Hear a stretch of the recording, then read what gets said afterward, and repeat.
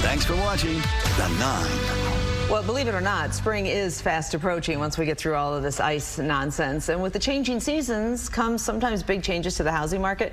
Real estate broker James Danley is here to tell us more about what we can expect or what we should look for come springtime. James, welcome back. Dina, good to see you. So let's talk about spring. How does spring impact the housing market? And I feel like just at a very basic level, when the weather warms up, people are eager to get out and start shopping around. Absolutely. So in Michigan, we have seasonality with weather conditions. And usually after about January 15th, when the holidays are wrapped up, people start hunting for homes again. So this time of year, this year started out pretty strong because there's still not a lot of housing inventory that's good quality product. And there's a little more buyers actually than I even thought there would be out there hunting. So we've seen a lot of activity. So for sellers that are considering selling this year, if you look at the numbers last year, some of the sellers that sold early in the year were able to get better pricing than later in the year because there's fewer inventory and less product on market and more buyers that were shopping. So like now is a pretty good time to sell, and then more inventory starts hitting market as we get further into spring because most people want to wait until the weather breaks to actually list. So right now it's a seller's market, and then you'll see that shift a little bit. Well, I mean, I think we're going to be in a seller's market for quite some time. If you look at the overall fundamentals, like we still have very, very low supply of inventory, and there's no way to easily increase that because the majority of buyers want to live in walkable communities, and it's not easy to add more real estate in walkable communities.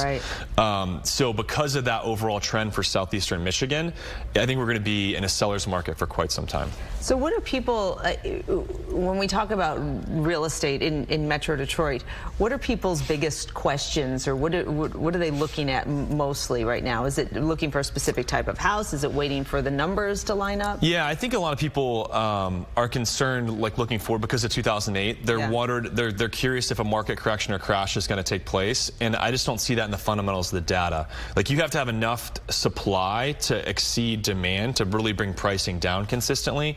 And we're also in a very different era for monetary policy than we've been in the past. So we're printing money a little more rapidly than we have before, and that's going to continue to lead to asset prices increasing because scarce and desirable goods will become more valuable when there's more dollars chasing them.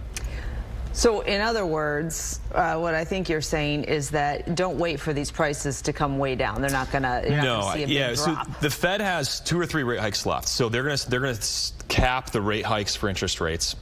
And eventually they'll bring them back down. They have to because of the U.S. debt. So eventually you'll be able to refinance at more reasonable rates. So I think it makes more sense to buy now if you can and lock in that purchase price because pricing is going to continue going up over the next handful of years. Gotcha. So and then refi and pull your monthly payment down. Price in the future. Of the house will go up, but you can refi and get that monthly payment down. Exactly. Yeah. Man, there's a lot of strategy involved. There is a lot of strategy. I used to flip and build homes, so it helps. Is it still, and I know we've talked about this before, but this whole notion of a walkable community, how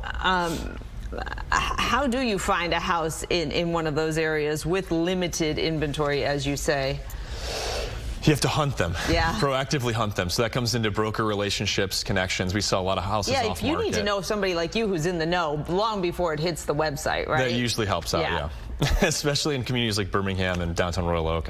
And is it people seeking these walkable communities? Is it retirees who say, listen, I want to be able to walk to the coffee shop? Is it young people, both? It's actually both ends of the demographics. So you have a lot of downsizers and empty nesters. Kids are leaving the house, and then you have all the 20, 30-somethings that now are buying homes that people didn't think would buy homes. So you're getting squeezed from both ends, and they both want to be in walkable communities to have that social presence. Yeah, I get it. I get it. It's a great lifestyle, too. How do people reach you, James, if they have more questions? Yeah, so liveworksell.com is my primary website. You can call me at 248-671-3092. liveworksell.com. Good stuff. Thanks. It's always interesting to talk to you. It's a pleasure to see you as well. When you buy a house, which the last house I bought was 18 years ago, you're in on all this stuff and you know it, and then after a while, you forget all these things. So it's always good reminders. Appreciate the opportunity to be here. We are now going into the kitchen, Derek. Yes, we are.